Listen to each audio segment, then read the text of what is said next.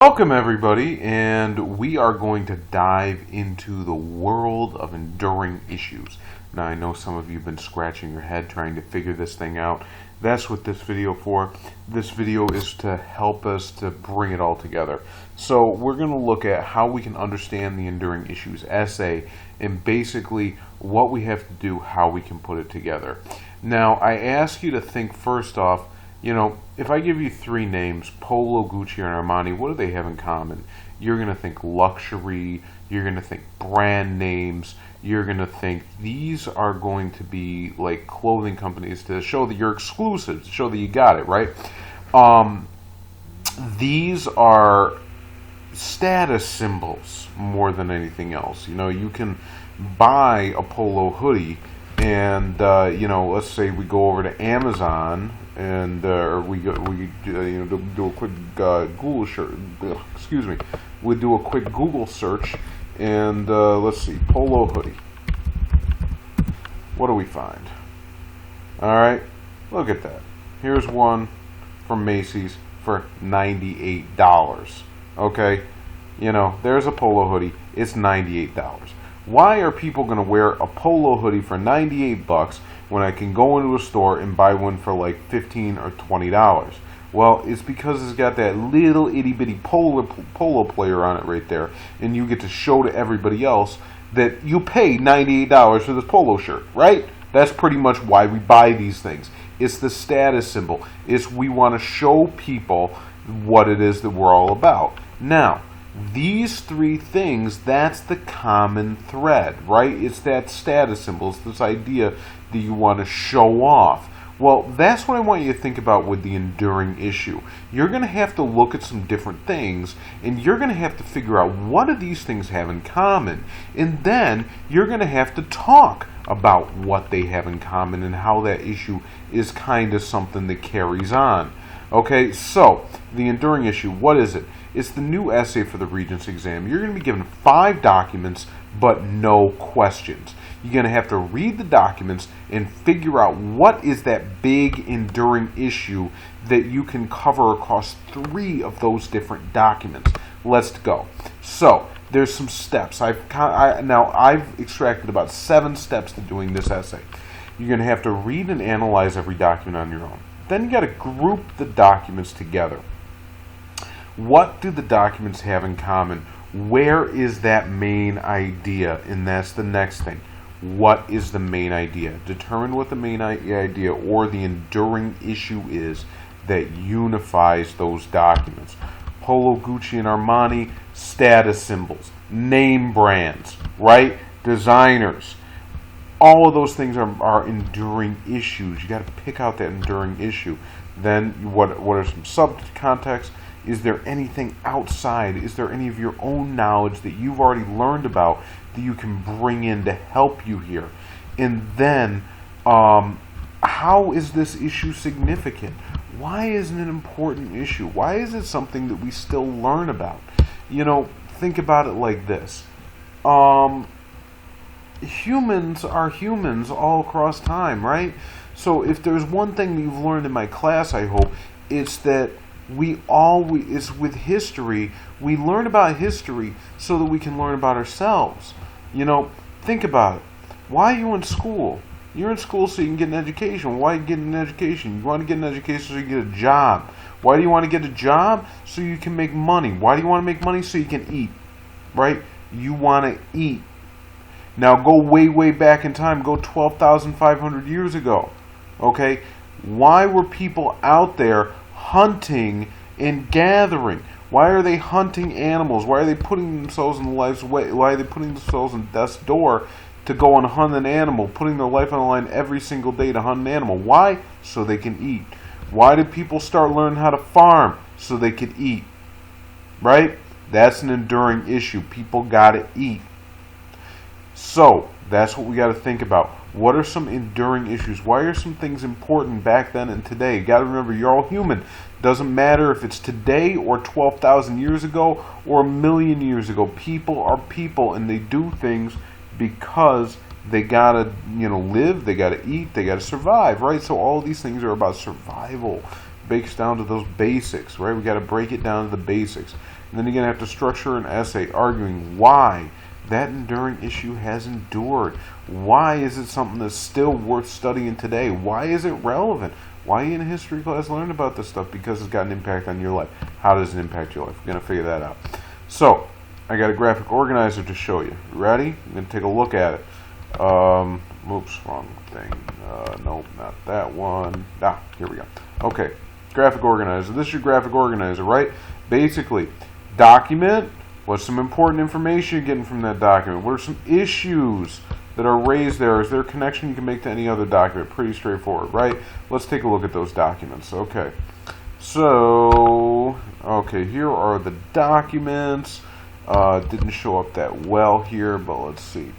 So, first document, by contrast, after 1331, and more particularly after 1353, China entered into upon a disastrous period in history. Plague coincided with civil war as native Chinese reaction against Mongol domination gathered headway, climaxing in an overthrow of the alien rulers and the establishment of the Ming dynasty. The combination of war and pestilence, which means disease, wreaked havoc on China's population. That best estimates show that a decrease in 123 million people in about 1200 before the Mongolian invasion, and 65 million after, a generation after, exposed to the Mongols in China. Even the Mongol ferocity cannot account for such a drastic decrease.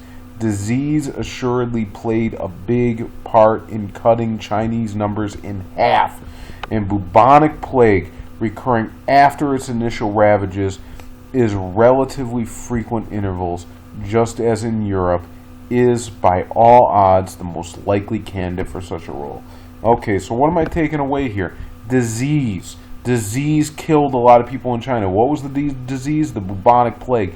Killed half of their population in the 12 and 1300s. That's pretty sick, right? So now we go down here. Here's the next document. Here's another one talking about the plague. This one's talking about the social and economic effects of the plague in Europe.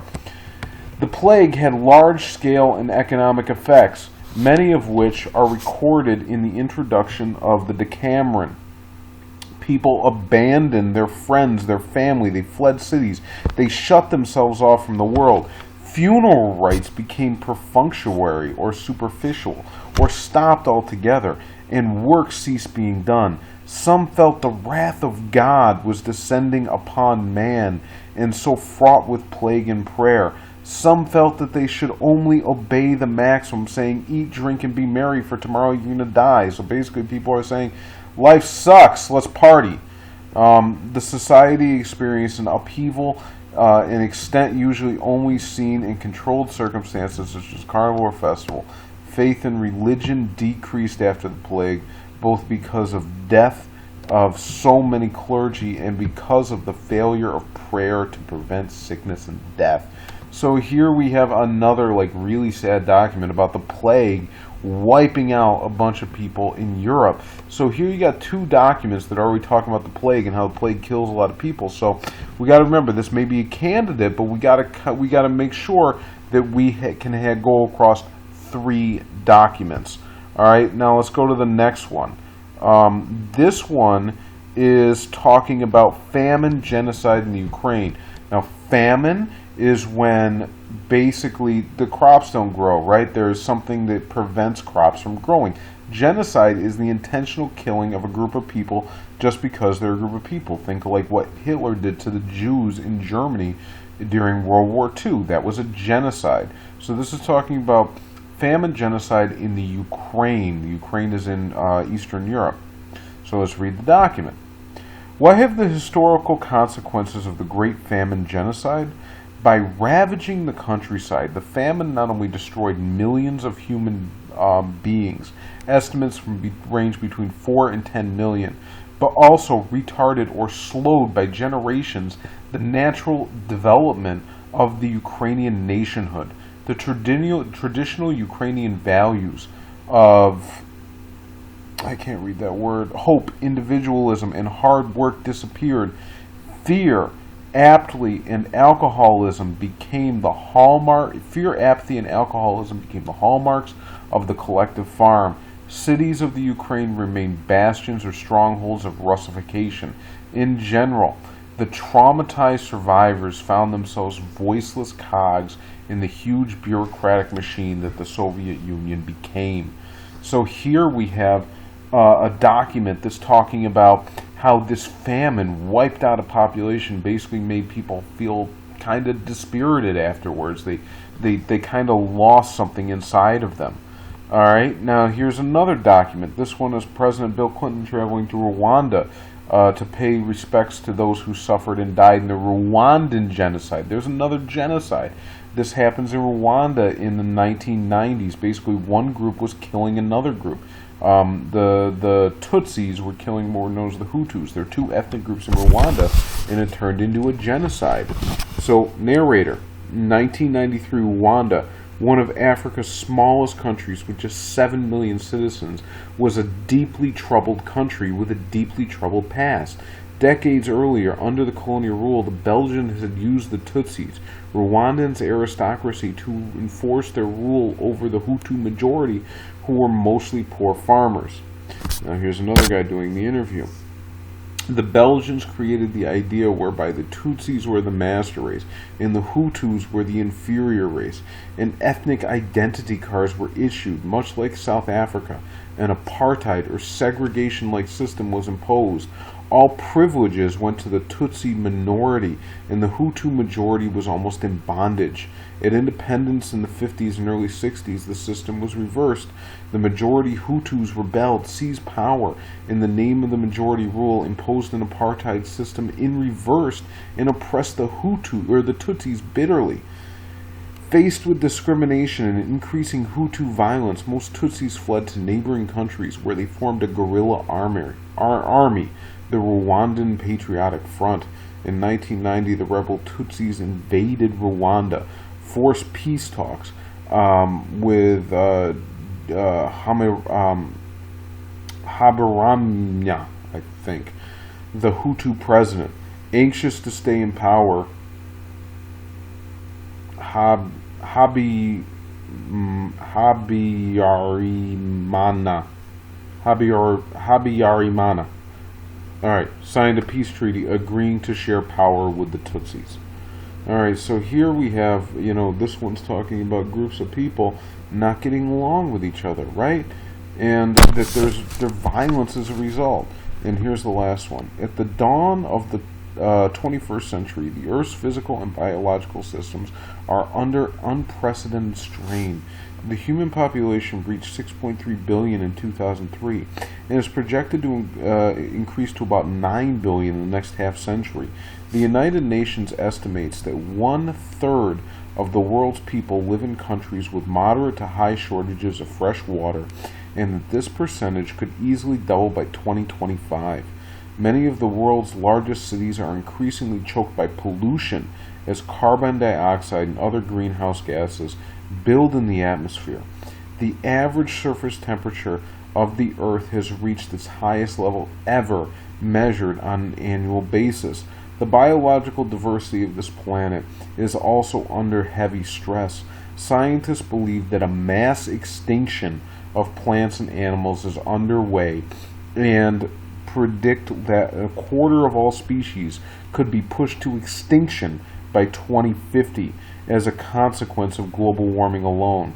Without question, the human impact on the biosphere will be one of the most critical issues of the century.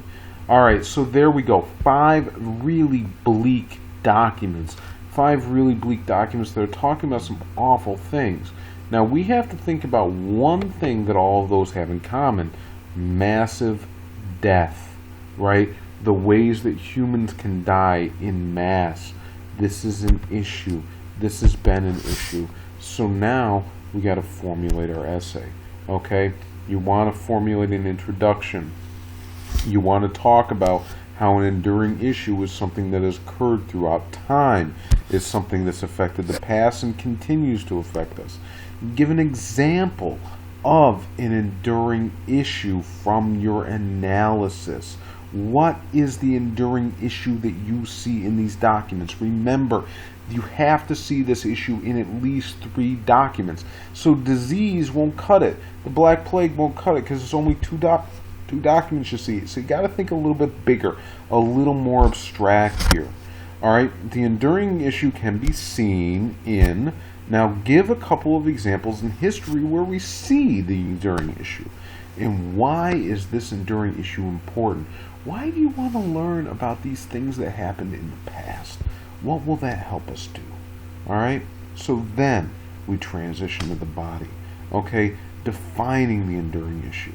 So restate, what is the enduring issue that you're looking at? Explain what that issue is. Give some examples from at least 3 of those documents, how those documents show that enduring issue and how it's been a problem. How did the documents show that? Right then, in the next paragraph, how is this something that's important throughout time? What examples can history show of this issue? Give some examples from the documents that show that this is something that has impacted people from a lot of different time periods, right? And then bring it to today. Why is this still an issue for us? What can we learn from this issue? How is it still impacting in the world? How can this impact us in the future? Okay, that is what you have to do to weave together your essay. And I want to see how you can do that. Remember, you got to try. It's about putting your thoughts down on paper. It's about developing it. It's not going to be perfect the first time.